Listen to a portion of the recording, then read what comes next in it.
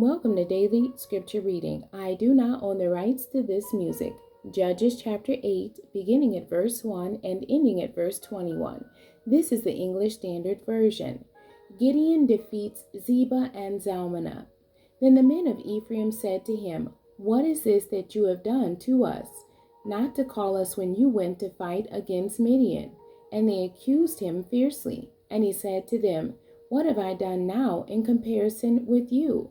Is it not the gleaning of the grapes of Ephraim better than the grape harvest of Abiezer? God has given into your hands the princes of Midian, Oreb and Zeb. What have I been able to do in comparison with you?" Then their anger against him subsided when he said this. And Gideon came to the Jordan and crossed over, he and the 300 men who were with him, exhausted yet pursuing. So he said to the men of Succoth, "Please give loaves of bread to the people who follow me, for they are exhausted, and I am pursuing after Zebah and Zalmunna, the kings of Midian." And the officials of Succoth said, "Are the hands of Zebah and Zalmunna already in your hand, that we should give bread to your army?" So Gideon said, "Well then, when the Lord has given Zebah and Zalmunna into my hand, I will flail your flesh with the thorns of the wilderness and with briars." And from there he went up to Penuel and spoke to them in the same way. And the men of Penuel answered him as the men of Succoth had answered. And he said to the men of Penuel, "When I come again in peace, I will break down this tower." Now Zebah and Zalmunna were in Karkor with their army, about 15,000 men, all who were left of all the army of the people of the east. For there had fallen 120,000 men who drew the sword. And Gideon went up by the way of the tent dwellers, east of Nobah and Jogbehah, and attacked the army, for the army felt secure.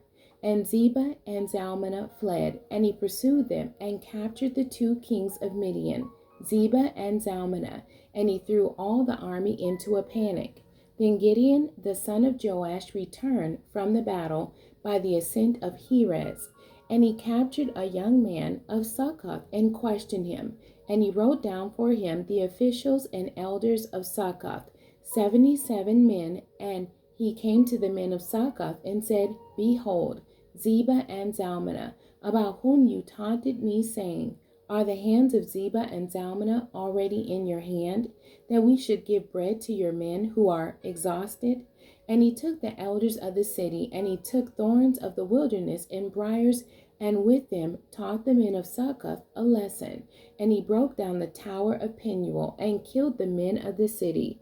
Then he said to Zebah and Zalmunna, "Where are the men whom you killed at Tabor?" They answered, "As you are, so were they. Every one of them resembled the son of a king." And he said, "They were my brothers, the sons of my mother. As the Lord lives, if you had saved them alive, I would not kill you." So he said to Jether his firstborn, "Rise and kill them." But the young man did not draw his sword, for he was afraid, because he was still a young man. Then Zebah and Zalmunna said, "Rise yourself and fall upon us, for as the man is, so is his strength." And Gideon arose and killed Zebah and Zalmunna, and he took the crescent ornaments that were on the necks of their camels.